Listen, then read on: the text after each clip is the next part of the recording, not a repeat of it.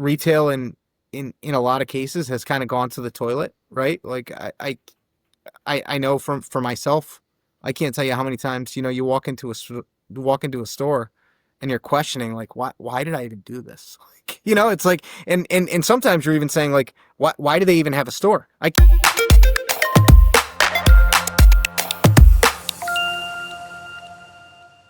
Hey guys, thank you for coming on today. This is John Klein with Brandwidth. I'm here with Todd Director, President of Connecticut Lightings. How are you doing today, Todd?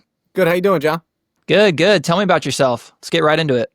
Yeah, third generation of, family held, lighting operation, here in Hartford, Connecticut. That's awesome. That's awesome. So, third generation, what year did this first start? So my grandfather started the company in 1972 after a long bout with Chevron Oil in acquisitions. He, Really? yeah, he was given an opportunity that he had to either move to. I'll run that back. He was given an opportunity. He had to move to Perth Amboy, New Jersey, or basically resign, and he wasn't moving to Perth Amboy, New Jersey. So he started looking for things to do and stumbled on a family friend who was struggling in the lighting business and came on to kind of, help them out and get things going on the right path. And, after, a few months, he actually really enjoyed, working with these guys in the business, just found that they were the wrong guys to be running the business. So he ended up buying the business substantially in debt. And that's what started Connecticut Lighting. Man, that's awesome. So he took it over, and then did it go to your father? Yeah, he took it over. My father took over in 81, and grew the company substantially. And then I took over as president 2.5 years ago. Awesome, awesome. And what's your guys' plan for the future going on here? So we have big plans. One of the things that we're in the midst of right now is we're going to a cloud-based ERP system. So we're getting off, all local servers and going to a cloud-based ERP. We're going to Acumatica, actually.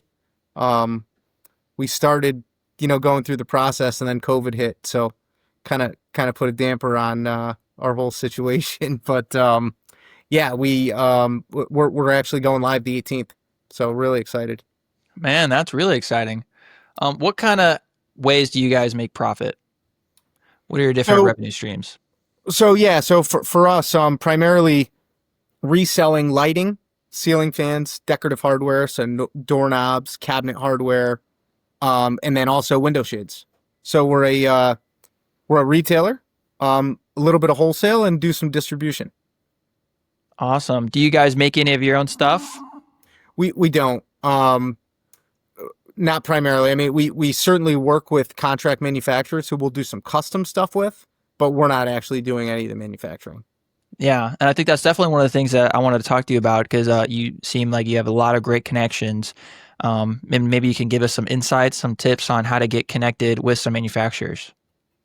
Yeah, I mean, the lighting industry, and especially on the residential side, is kind of is a small industry, small mom and pop. We're seeing some consolidation happen now, where private equity is buying up some of these companies, and in some public money. Last year Ferguson bought Minka Group. Minka is a large supplier of decorative lighting and ceiling fans. They have a pretty good stronghold on the home center. They do a lot with Home Depot in the I believe it's the Hampton Bay Harbor Breeze line for Home Depot and Lowe's. Do a lot of ceiling fans with that.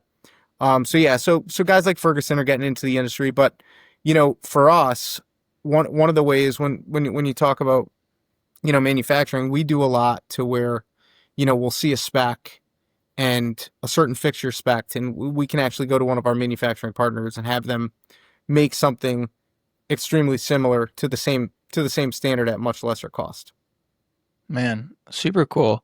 And I know you're talking about how having these personal relationships with the different manufacturers are able to get you guys ahead of the game compared to other lighting companies in your area. Because I remember you were saying that a lot of them either go out of business or their margins are too tight. How do you keep big margins and good relationships? Well, yeah, I mean, look, in any business, it's always tough, and especially with the this whole tariff situation and everything that's going on. controlling the margins is tough.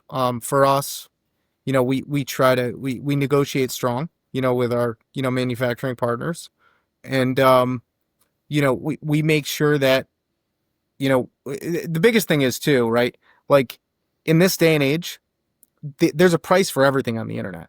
So years ago, you could potentially in your marketplace, the only people you were competing against for an actual price was somebody walking into another place in your area that sells the same item and getting a price and comparing the two. Today's day and age, once you have an item number, you can Google Lens anything, so you can find a price very simply. So for us, it's always there's an established retail price. It's how can we work with our manufacturing partners backwards to have a beneficial partnership to where we're able to get an advantage on the back end of that price to be able to be at a place to where it's equitable for us to sell it at those prices that are out there on the web. But yeah, so what I heard there is you're talking about Google Lens, and that kind of brings us into the online side. Tell us more about how you use Google Lens to say sell your product on Google or Well, e-commerce in so general. so not so much. I mean, I was just more or less referring to the fact that a consumer can find a picture, they can find an item number, and very simply they know what the price is.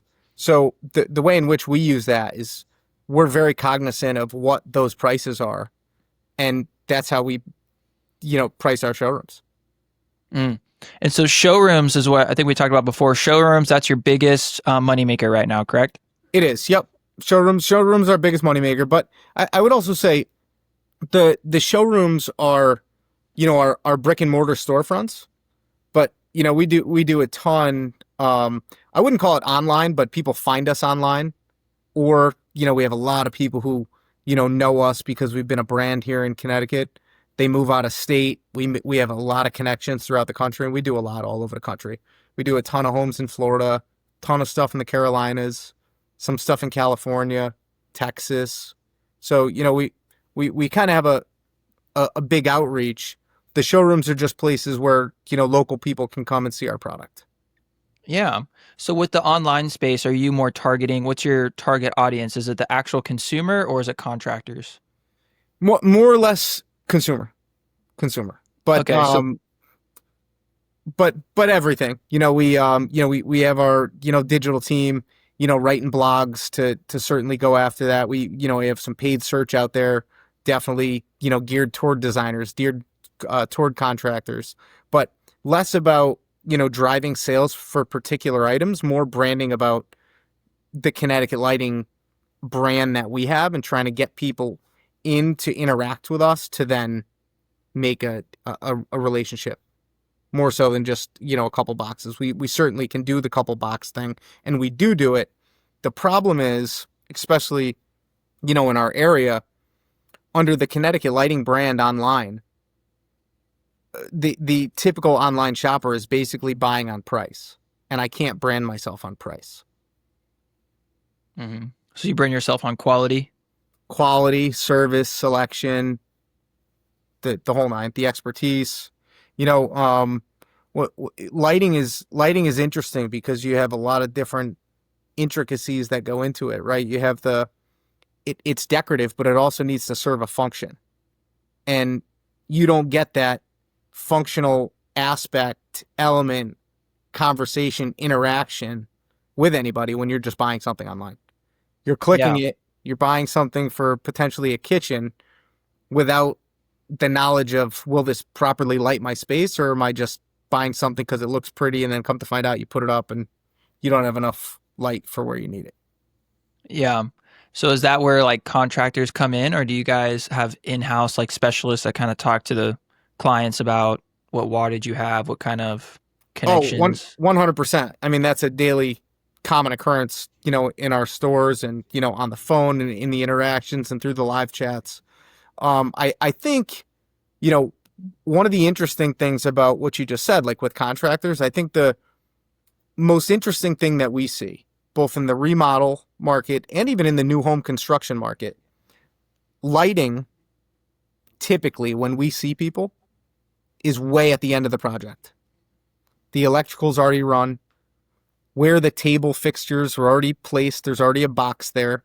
So really, in a perfect world, we need to be involved when the electrical plans are getting done, because if they want a fixture that hangs, 34 inches, high, and that box is already placed in a certain spot on a certain ceiling height, without knowing the fixture that they're picking, the electrician's just going to place the box just for a standard fixture, and it could pigeonhole you into not being able to get what you could have had if you had planned.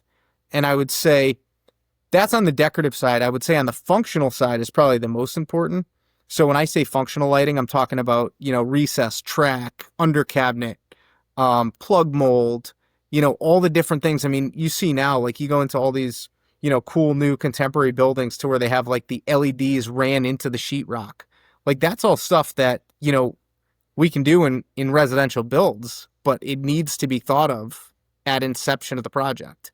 And I think, I can't tell you how many times we walk into, nice home, 7, 8, 9, $1 million, and they have the worst recess lights because the electrician literally just went and popped up, 6-inch little disc lights that they got at Home Depot or whatever. And, they called it a recess light, and the consumer had no idea that they literally had 100 different options to be able to light that adequately and also light it for the way in which they're going to use it. Because that's the thing, especially in kitchens. Like if you get somebody who's really into, cooking and everything else, there's so many different things that you can do today with recess lighting to achieve not only the look, but also the function and what you need and the way in which you're going to use it. Hmm. I mean, in recess too, we're now seeing, you're seeing 2-inch aperture recess lights, meaning literally a 2-inch hole that can do the same thing as what a 6-inch, recess used to be able to do.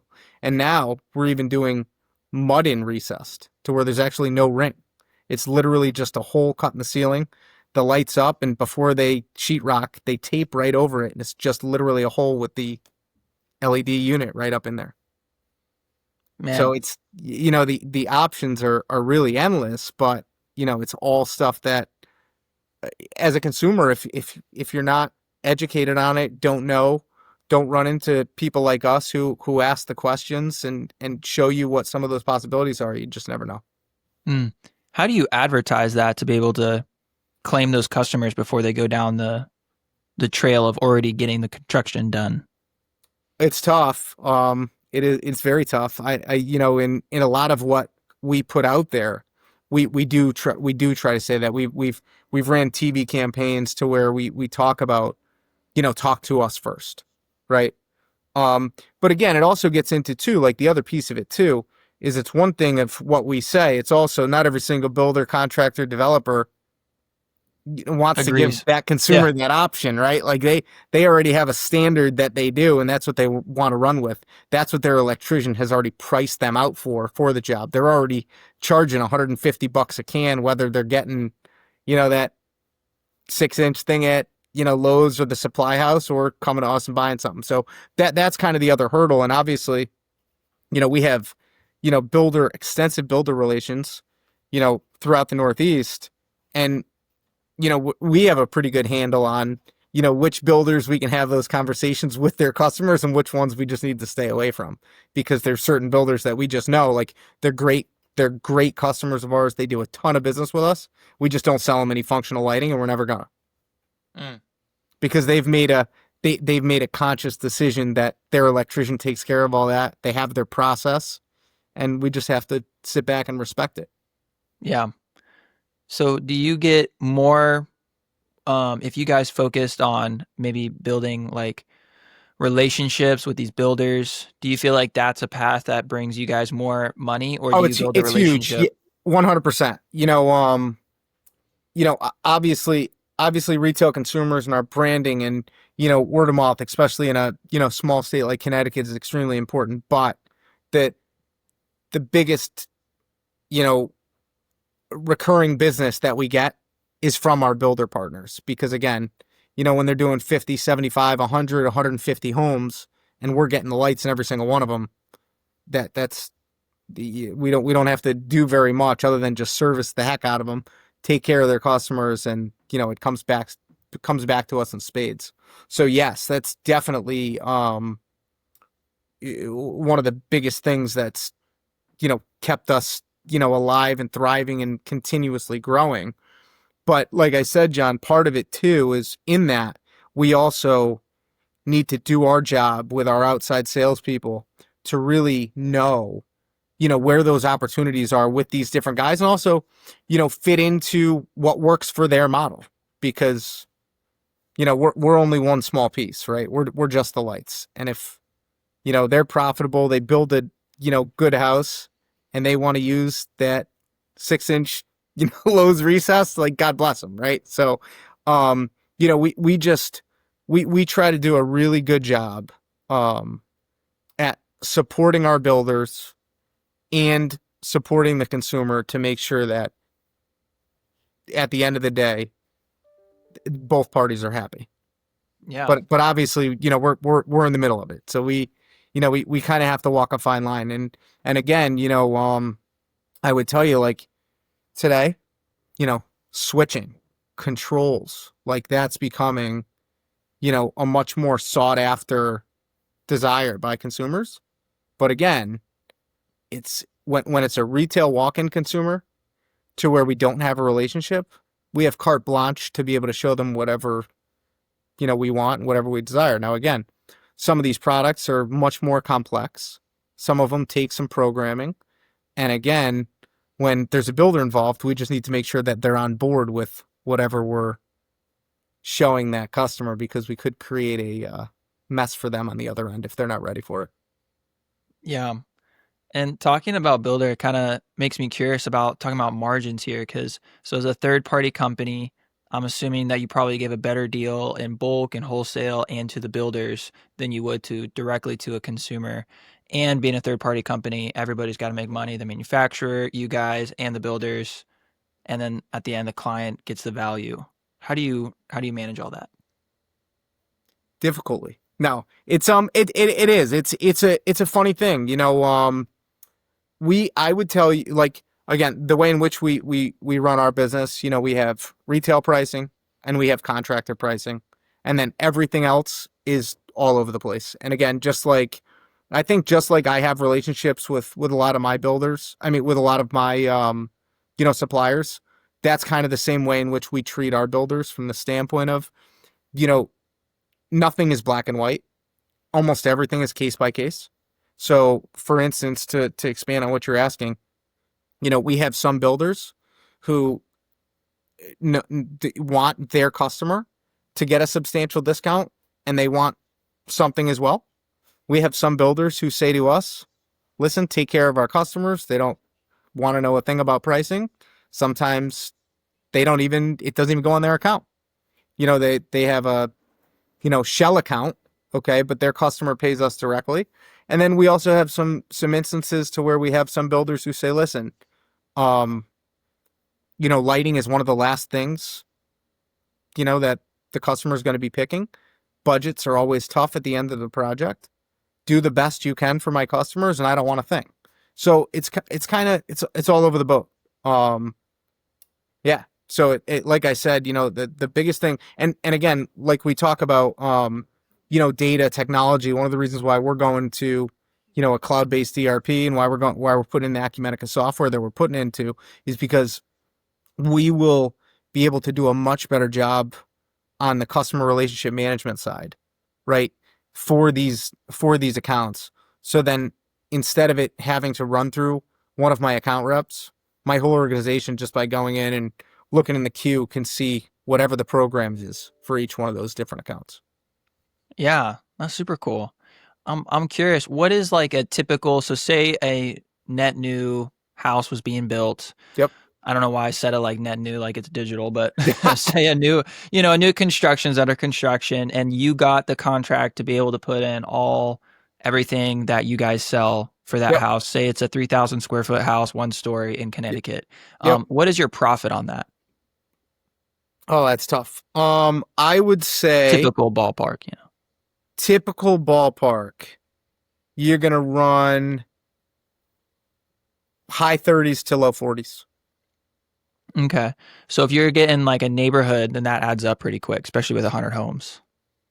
Yeah, it can. Yep.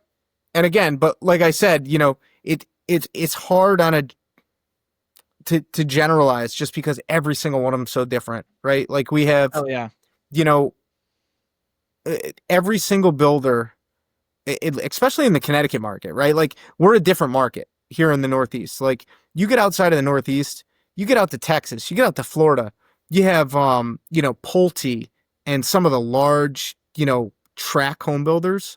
Those large track home builders, it's a totally different dynamic. You're, you as the seller, like we are, aren't seeing many of the customers. They're basically dealing directly with a company like a Pulte, and Pulte is sending the purchase order into somebody like me for whatever they chose out of their package selection.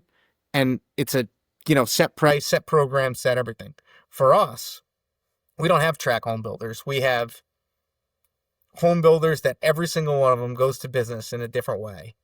And the way in which every single one of these is set up is kind of what, makes up the whole project. So, sometimes, for instance, we will sell all the outdoor lights and all the, parking lot lights and all that directly to the builder, who will then put it into the price of the home. And then the customer would pick up all the interior stuff. Sometimes there's an allowance, right? So, the builder's giving the customer, say, we'll just use $5,000, $5,000 allowance. Customer's going to come in, and again, some will, again, try to stay within that 5,000, and some will just take the $5,000 credit and spend 20. So it's really, it's an interesting dynamic, because again, take your 3,000 square foot house. I mean, literally, somebody could furnish that and spend 1,500 with us. Somebody could furnish it and spend 50 grand with us. So it's really interesting. And again, it's not always anything to do with affordability or means or anything else. It just gets into like what I see in today's consumer. It's just, what are their desires, right? Like what are their aspirations? What do they want to spend money on? I can tell you, like, I just moved into a new subdivision that one of, my major builder partners, built, and there's 75 homes plus mine. Mine's the 76th. I think there's 12 people who put in golf simulator rooms. So, in upwards of 80 to 120 grand a room. So it's like, but then some of these same people, would balk about spending more than the $5,000 allowance for, lights. So it's just, it's one of those things. I bet you have Some, really nice lights in your new house. yeah, they're not All the bad. Yeah, fancy lights. they're not bad. I didn't pick many of them. My wife picked them all. So, Oh, okay. that That's how it goes. I yeah, understand that. exactly. Yeah, So, I come home and my wife has a new wall painted every time I walk in the house. Is yeah. like something's moved around. Um, but no, that's great. I guess customer experience. So like customer experience is what I kind of wanted to go to next, because you were talking about you have these different customers. You have the D2C, and then you also have the builder. So you have that personal relationship with the builder, but it sounds like that you guys also have that personal relationship when people come into your brick and mortars. You have a lot of knowledgeable staff. You want to talk a little bit more about that? Yeah, sure. It's funny. And I'll kind of like piggyback off something we were talking about before. When you talk about margin, when you talk about relationship, when you talk about this, I can't tell you how many times. And this is kind of one of those hurdles that we just need to deal with as an organization, and figure out a way to, please everyone. But we'll get a person who comes in, their name's XYZ. They've built 3 homes with us in the past. It just so happens now they're building with this builder who we, do a ton of business with. So now we have a relationship on both ends. And whatever the wants are on the builder end, and whatever the wants are on the customer end, because the customer is also a previous customer of ours, we got to make sure to keep everyone happy. So that's one thing that's extremely interesting. And again, when it comes into like, the customer experience and what all that looks like, I hate to just keep on saying it, but it is so different. I'll tell you, like, some builders, it's their expectation that the second the walls are up, that our outside salesperson is on site, literally making a list of every single hole that we're going to fill with a light. And, we make the list. It's all on us. We provide it to the builder, who provides it to the electrician. And then, sometimes that walkthrough is even happening with the customer involved in that situation. then the customer comes in for a second, sit down with that outside salesperson. So there's definitely a bond that's created between the outside salesperson that works for us as well as that customer who's building, because sometimes those interactions are 3, 4, and 5 times just to pick out, lights and the other things that we sell, especially if they do hardware and they do window shades and, you know, all the other things that we have to offer. But then again, we get some customers who will literally walk in on a Saturday and say, I'm building with XYZ, who's also a client of ours. Here's our plans, and we need everything in 2 weeks. And that's, what we have to deal with. So it's really, it's all over the place. I like that. And you guys have a pretty big team, though, if I remember correctly. Is it like We 60, do. 70? Yeah, we got just under 70 people. Yep. That's awesome. And how many outside sales guys do you have that So go to the outside sales, we have 7. 7? Yeah. So wow, they're 7 pretty outside sales busy. people with an outside sales director who, well, my director of sales, um, focuses on the outside team, but also oversees the, both showroom managers in the stores. But he comes out of the commercial lighting world. So he also is a big asset when we're doing, commercial parking lot jobs, when we're doing commercial offices, because we do a lot of that as well. And again, can assist them in some of the things that, need to go into that. Because again, when we're doing parking lots and stuff, a lot of that we have to get photometrics. And what photometrics are is you basically take the space, you take the fixtures, the outputs, and you get light levels for, what that is. And again, depending on, where you're building, there's different codes and levels that you need to meet, to be to get it qualified for, whatever the space may be. Yeah, that's awesome. Well, another thing I want to start talking about is I know that you have this is a third generation business, which is awesome. And a lot of children sometimes don't want to do what their parents did. What were you thinking growing up, going into this? It's interesting. I wasn't thinking much, really, to be quite honest with you. I know you know, grew up in Cromwell, Connecticut. Played golf in high school. Was like just just on the cusp of not being good enough to play anywhere decent in college, so didn't pursue that. But during that, I worked in the back end of our business. We have a 25,000 square foot distribution center in Hartford, warehouse, and I grew up working in that, so never really got into the front of the business. Went to school at Johnson Wales in Providence, Rhode Island. Went to school for marketing. And when I was home in the summers, I would work on the sales side of the business. And once I got into the sales side of the business, I was like, oh man, I really like this. Like, the warehouse is kind of like, you're just going from A to B to C to D. You're not dealing with people. It's kind of, it's grunt work. Not bad. It's just, there's no thought. It's just, you're moving boxes. But, once I got into the sales aspect, once I started traveling and I, went to the different lighting shows, American Lighting Association were a big part of, got involved with the Home Builders Association. Here in Connecticut, we're part of 4 home builders associations. Um, and really started to, meeting the people and everything else. I knew it was for me. So that was kind of my approach. My father never never really sucked any of us in. He was good either way with whatever we wanted to do. And believe it or not, me, my brother, and my sister all ended up in the business. So Man, that's super cool.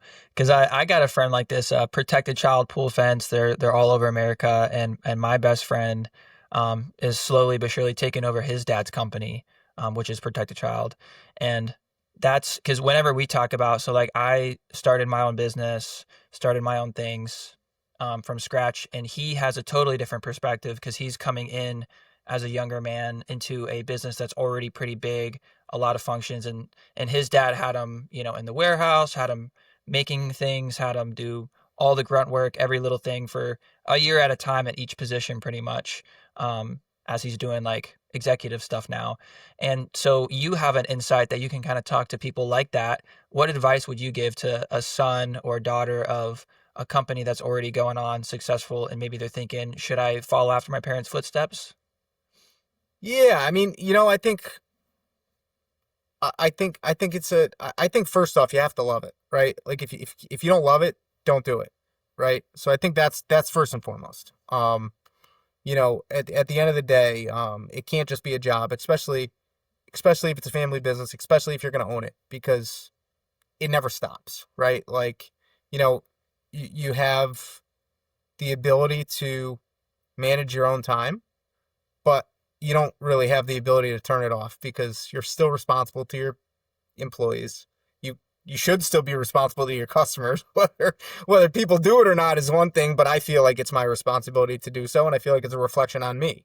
So, I think you just got to make sure that you understand that that's what you're signing up for. And again, like, I feel like, when I started my career, I mean, I worked 6 days a week, probably. And when I say work 6 days a week, I was in the office 6 days a week for my first 10 years. And then once I had kids, I started, taking another day off and working five.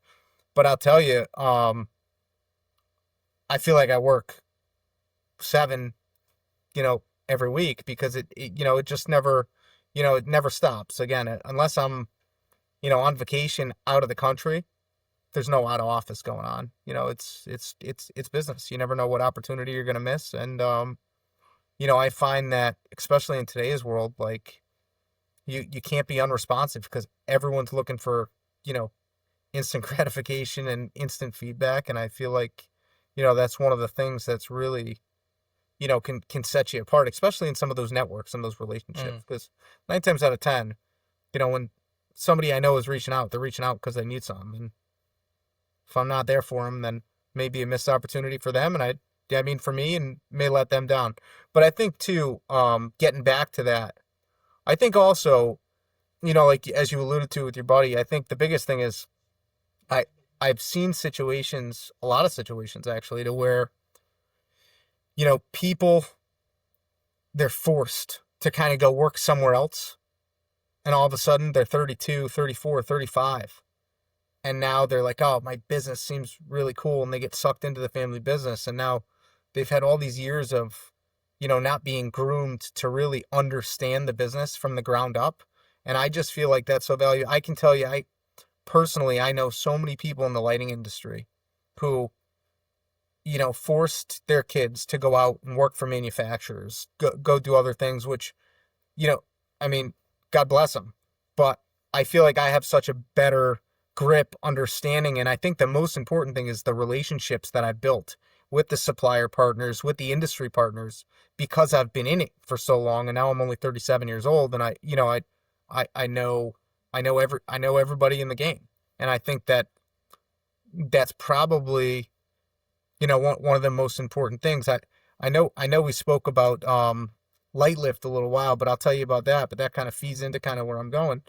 But if I didn't have those relationships, this thing would have never came to fruition and, got to where it's got. But yeah, I think, look, I think back to your, the original question is, look, I think you got to love it, and I think you got to understand it from the ground up. And I think also too, it's got to be a good partnership between, family and children, as far as what that all looks like. And I think I don't think there's any right or wrong. I think you just need to understand on both sides, what the end game is, right?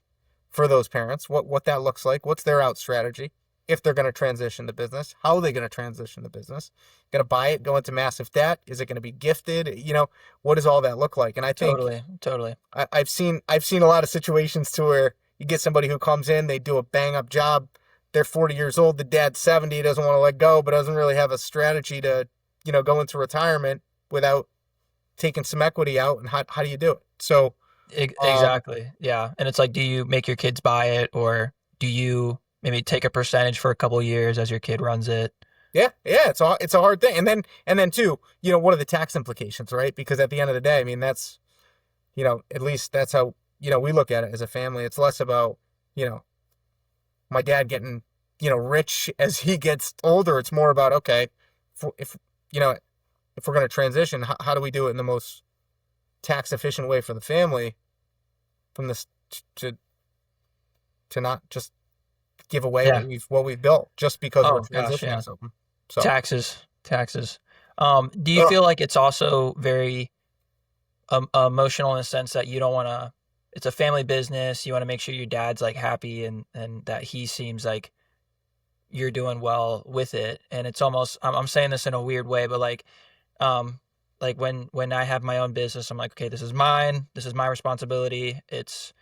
I've created it. And then if it goes away, it's like my fault kind of thing versus like, maybe in the situation where it's a family business, it's like, okay, well, I have to like the expectations of my family to make sure as well. It's like a different kind of heat on the back of your neck, Oh, you know? 100%. And not to mention third generations always screw it up. So, yeah, but no, I think, That is statistically, yep. yeah, 100%. But yeah, I think it's one of those things too. Like, you know, I've been fortunate enough that, I have a father who's still actually, he's probably in the office more so than I am, literally. But he's in the office doing what he wants to do on his time.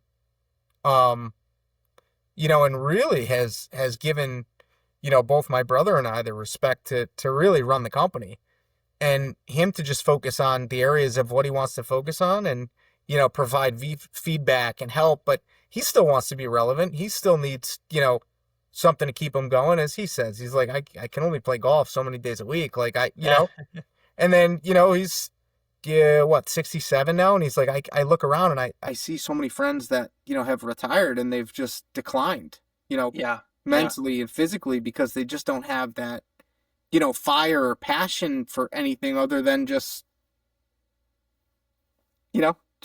being around, so. yeah, man. And that even brings me, so your dad was president, handed it off to you, and you're saying you're working a lot, right? As the president with 70 people or right around 70 people underneath you, what does your day to day look like? So my day to day, I'm usually, I mean, now it's a little weird because I just had a child a couple 3 weeks ago. Congrats, So congrats. yeah, so thank you. So yeah, but no, typically for me, I'm in the office between 6 and 7 a.m. Try to call it quits around 5. Um, Typically we'll still work Saturdays. So Saturdays are big retail days. So if I work Saturday, I typically take off Wednesday. And again, like I said, I'm not necessarily taking it off, but working from home. But yeah, so typically yeah, get into the office, right around that 6:30, 7 o'clock hour. Um, try to bang out my emails. My schedule's always full with different things, part of a lot of different organizations, heavily involved with the Home Builders Association, heavily involved. We're in a co-op called Lighting One. Um, that's a whole another story. Heavily involved with that. The I'm also heavily involved with YPO, Young Presidents Organization here in Connecticut. I just took over as the membership officer, so lot going on with that. Lot going on with the the YPO networking crew there. And then on the day to day from a work standpoint, obviously always paying attention to the numbers, everything else. Spend a lot of time in advertising, as it relates to, where our co-op dollars are being spent, for digital, for TV, for radio. Don't do much print anymore, but primarily digital, TV and radio. Spend a lot of time in that. Spend a lot of time on the data and development side. Especially right now with this new computer system, spending way too much time on that. I just can't wait till we're through that, just so we can start really focusing on some different aspects of the business that we want to focus on. Spent a lot of time in on the I would say on the supplier side. We do a lot of vendor buyouts and trade outs, meaning we're gonna we have a bunch of items that didn't sell, typically trade them out. Sometimes with the same vendor that those parts are, sometimes with somebody else who's willing to buy them out to get some placement. Spent a lot of time. So more or less, not necessarily doing it, but more or less on the, overseeing it and kind of, sometimes getting involved in some of those negotiations and everything else. But Yeah.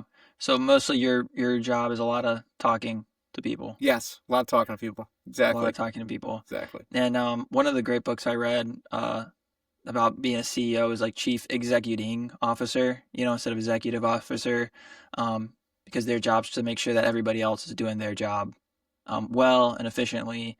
and is like the number one people person. Do you feel like that's kind of like a Yeah, little bit for of what you sure. do, or? For sure. I look at it as being like quarterback almost.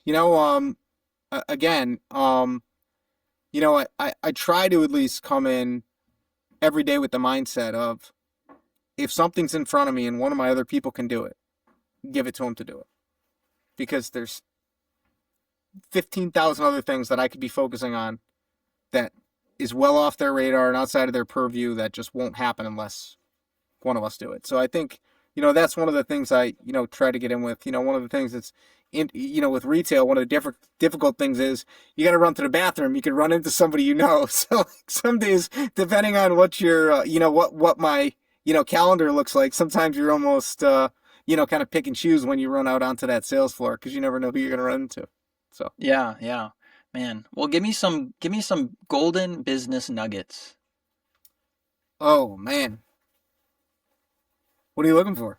Like, I'm looking. What's some of the best advice you would give? And I leave it broad on purpose. oh man, you're killing me. Best advice. Just any kind of golden Well, business nugget.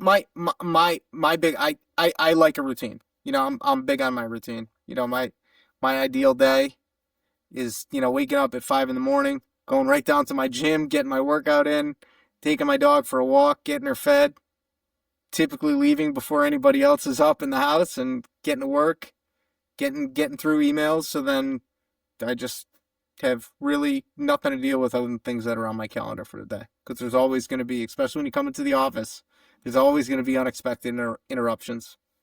So, Mm. Now, this is kind of an opposite question, but what's the worst advice that you hear people give and why? ooh. I mean, some of the worst advice when people say it, people tell me you're not in the office enough. And again, I get a kick out of it. And 9 times out of 10, it's just because, they stop in unannounced and just think that I'm, sitting waiting for them. But that's one of the things that, what I feel like, for me, I feel unaccomplished if I have a week with nothing on it.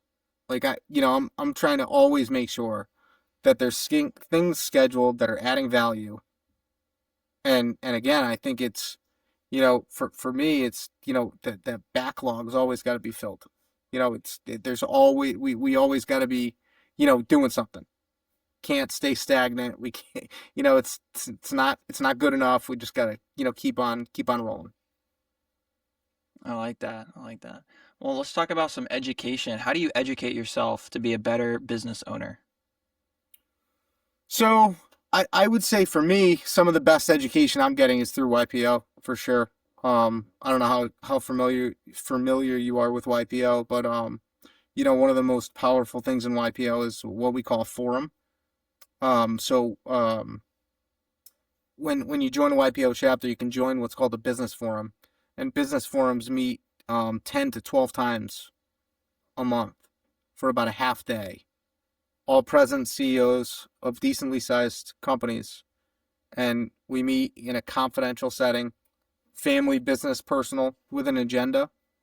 And I mean, the forum that I have, I mean, just an awesome group of individuals from Connecticut that are running wildly successful, crazy different businesses. And again, that's where I get some of the most learning. And that was part of the reason why I joined. To answer the question that you just got, you know, um, you're certainly not going to get that from industry associations. You're not going to get it from going to conferences. Other than, reading, I don't know if you want to, a collaborative approach. I don't know too many places to get it other than organizations like Vistage and YPO. So, I went the YPO route and, for me, it's been invaluable. Yeah, well, I mean, that's like mentors on steroids almost in a way, Yeah, which is we kind of call like, it an outside board of directors. That's what we call it. right, right. Literally an outside board of directors for your family, your business, and your personal life. And again, I would say that's one of the I would say those three pillars are probably the most important, only because all three of them need to work in tandem, or else if something gets out of whack, your work life's out of whack because your family life's out of whack because you're personally out of whack. So I think being in a setting amongst people in a similar situation that you're able to throw stuff off on the business front, on the family front, on the personal front, just invaluable. I love that. I love that. Is there anything else that you wanted to talk about? Yeah, so Wanted a to make while sure you- back we spoke about, relationships and manufacturing and everything like that, and just kind of a, um, quick thing that we got going on. But about 5 years ago, I had a inventor stop by the showroom unannounced. I blew him off the first two times, and then the next time the guy came in, really personable guy, well-to-do guy, big job with EY. He grabbed me because actually I said, "Are you doing okay?" And he said, "Actually, I'm looking for Todd. This is my third time stopping in." And I said, "Well, I'm Todd, so let's go sit down." So long story short, he goes, "I just want to tell you a story. I was in your showroom.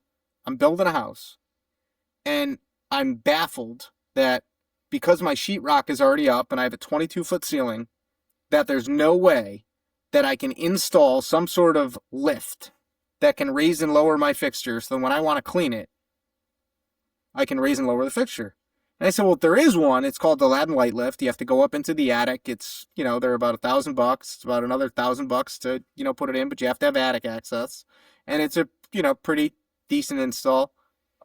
So he goes, so basically I told your salesperson, like, I'm not doing the Aladdin Light Lift. Like, it's just, out of the purview. And she goes, "Well, maybe you should invent something." So he said, "I did. And I'm patent pending." And he said, "My situation is I've talked to 5 major players in your space and nobody will talk to me." He said, "So you're my last hurrah, I guess." So I basically said, "Okay, like, I can probably do something with this. I got to see some stuff." So I said, "Look, I'm not going to sign any, like, NDAs or anything without it going to my attorney, but I'm like, if you have confidence in me that I'm not going to do you wrong, if I can take a look at what you got, and if it's something that I see that I can do something with, I'm sure I can, make something happen." So sure enough, this guy's got this thing engineered to the nines, um, patent pending at the time. I knew just the right guys to go to, guys that I've known, in the lighting industry for, 25 years.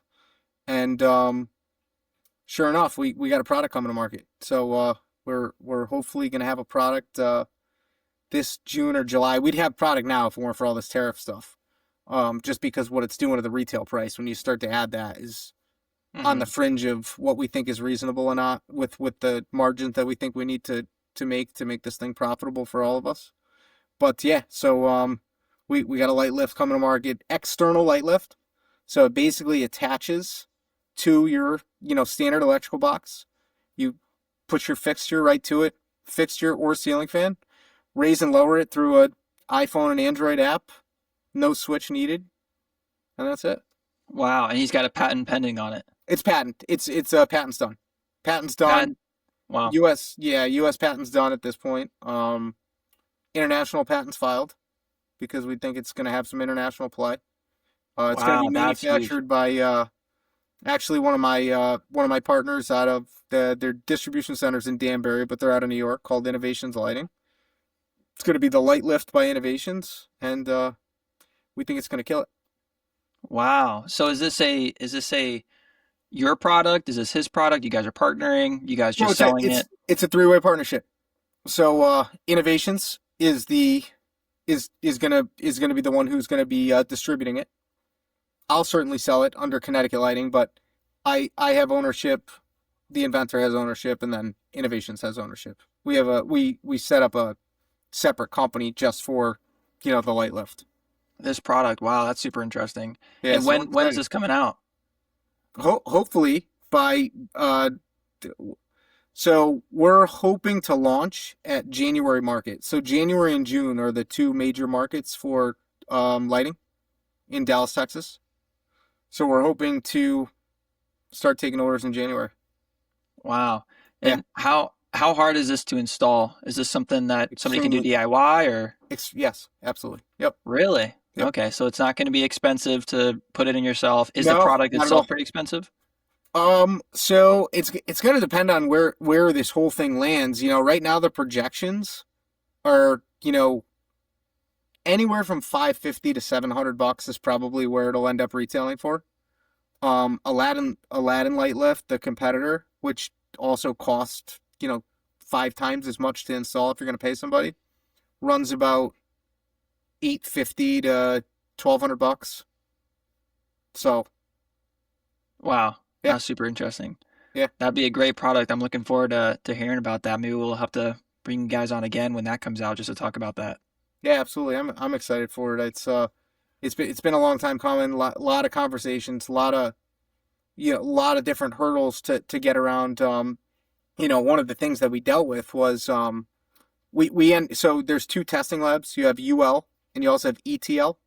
So ETL is a little bit easier to deal with than UL, just because UL's got the name and the brand and everything, and UL's UL. So we elected to go ETL. But the amount of rigorous testing, this thing so it was classified under the same classification as a socket in the wall. So it literally needed to do the socket test, which means this thing literally needed to raise and lower like this 5,000 times without the contacts breaking. So it Hmm. had to do the same exact thing as what a outlet would do. So there was we had to this thing's pretty bulletproof as far as what we had to do for strong enough motor, strong enough mechanisms and everything to withstand all that testing.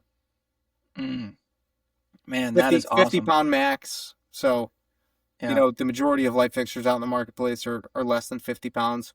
Obviously, some of the most desired pieces to put on one of these things are going to be those huge, massive, heavy fixtures.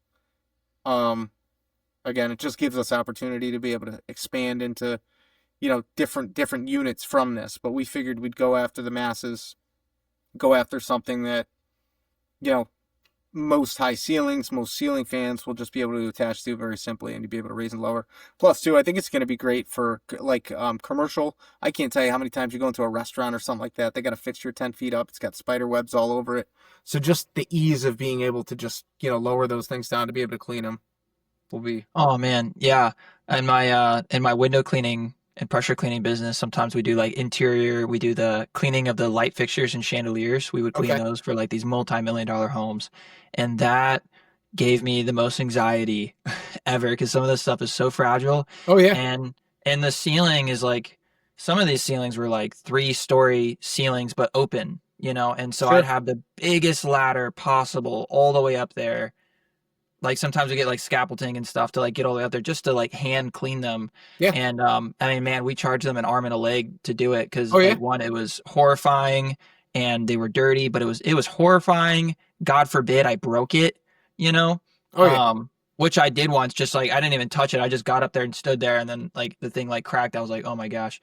Yeah. Um, yeah, so that would be like such a cool thing just to as a product to sell. I'm sure. Oh my gosh, I guarantee you, all the clients on the in West Palm Beach that I worked for would buy that in a heartbeat, and put that in, save them so much money. Because, Yeah. geez, Yeah. And we spoke to my buddy over at who runs innovations. He has deep um relationships, Amazon, Wayfair, all the majors, and that there's a lot of them are really excited about it. So man, that is awesome. because That is they'll awesome. put that thing right into the buy box, pair it with fixtures and everything else. So yeah, That's we're awesome. excited for it. Well, Todd, anything else you want to talk about? No, I mean it just the only other thing I was gonna say, if you wanted to spend any time talking about the LED environment that we're in and just Yeah, go for it. yeah, so just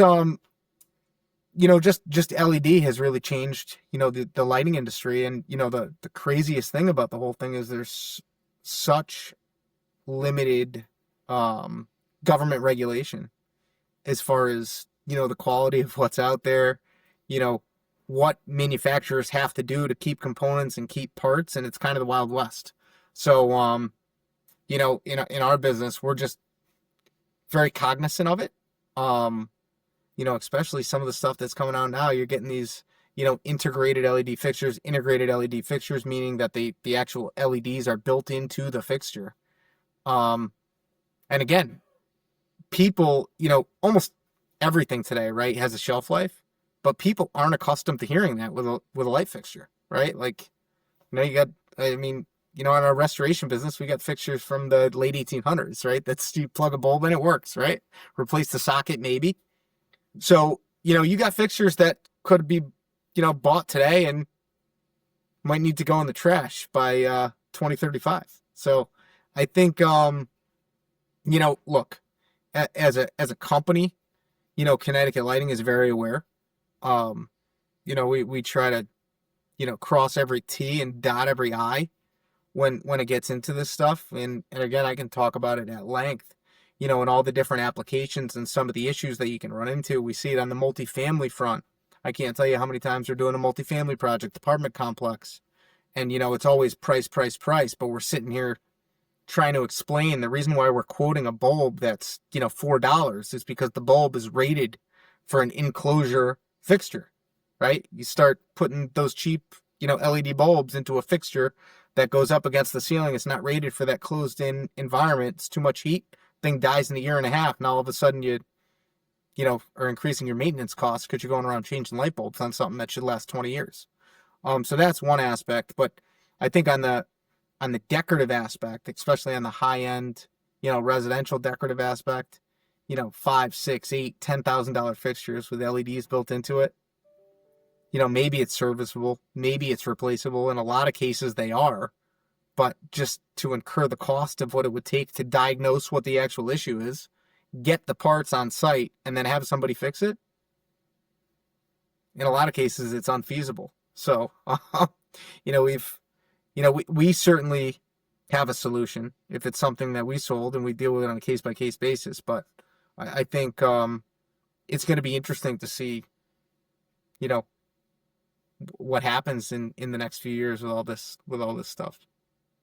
Man, yeah, that's super interesting. Oh man, and I got these LEDs right here going on, and I'm wondering, like, wonder how cheap these are. How Yeah, long will they last me? yeah. Probably not long. They're off Amazon, so. But and I can edit out these questions of anything else you want to talk about. I just want to make sure you don't walk away being like, man, I wish I would have mentioned that or talked about that.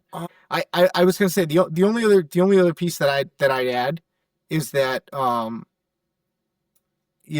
think there's a couple things. I think today in the retail environment, I think we battle a couple things. I think one of the things that we battle is retail in a lot of cases has kind of gone to the toilet, right? Like I know for myself, I can't tell you how many times, you walk into a store and you're questioning, like, why did I even do this? Like, it's like, and sometimes you're even saying, like, why do they even have a store? I can't tell you how many times in some of the major retailers, you have a better experience literally getting the stuff delivered to your house or choosing the option to have it brought out to your car rather than going into customer service and picking it up at the counter because you get there and there's no one there.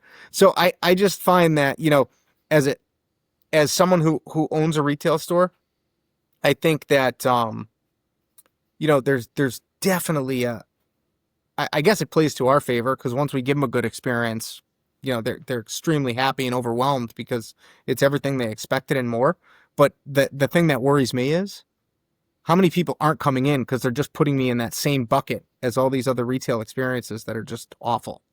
So, I definitely think that that's played into, why retail has struggled and why so many people would just, sit on the couch and buy. I mean, I know for, at least my family, I can't tell you how much stuff my wife buys and ends up returning because it's not the right thing or whatever. And again, Right. it's just, if she could have went in and had a good experience and instant gratification and got what she wanted, she'd probably do it more often. But it's just so poor. I would say that. And then the other thing I would say is, it's just wild to see, especially in our lighting industry, especially just how many people just chase price. And when I say chase price, you got to be competitive. But you can't brand yourself. You can't make it about price because what I find is that the person walking into our showroom, they expect price, but it's not on their mind. They're coming in because they want an experience. If they wanted price, they would have went to Home Depot, they would have went to Lowe's, they would have went to, you know, some off-brand, operation to buy on price. But when they're coming into an establishment for a better good shopping experience, I just feel that I think many out there have just lost sight of really what that consumer is looking for. Yes, all of us are cognizant and have phones and know what we should be paying for stuff, but unless you put it in front of my face, I know for me, I'm not walking in and, saying, what's my price on this? No, I'm walking in looking for a good experience. And if it's a good experience, I'm just going to buy it and get on with my day. So, yeah, Is your goal to open up more retail stores across America, or are you guys going to stay in Connecticut? maybe. Yes, it certainly, it is certainly something that's on my horizon. Star kind of a thing.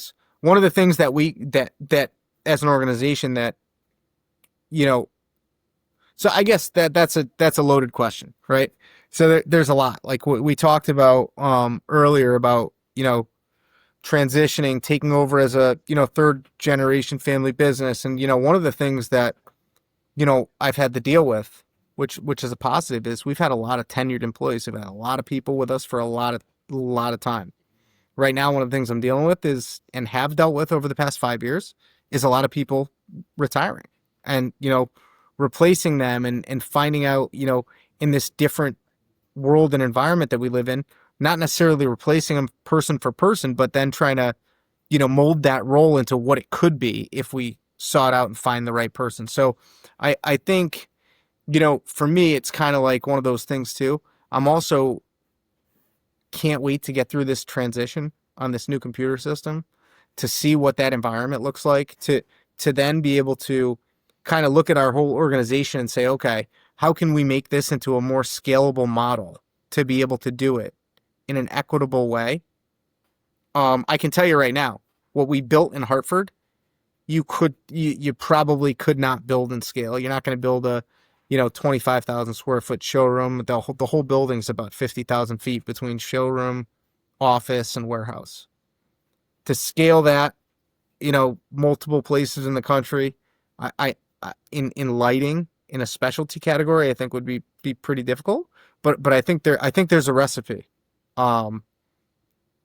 And for me, Sure. it's for us in our organization, it's more or less, okay, what is that happy medium for a model that could look like that?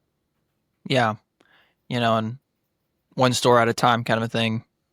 Yeah, not Sure. even one store at a time, but more or less from the standpoint of what we do and how we do it. We can still significantly grow, but if I were going to grow and scale and open up more stores, it would have to be tweaked substantially than what I do here in Hartford, Connecticut. Mm. Mm. Well, that's awesome. That's awesome. I want you to give yourself some plugs. All right. Give us some So, plugs, Todd. How can we hear more about you? How can somebody that want to talk to you, talk your ear off? How can they get in yeah, contact? so I'm always available. Our website is ctlighting.com. My email is tdirector@ctlighting.com. And if you reach out to me, I'd be happy to talk to you. Awesome. Awesome.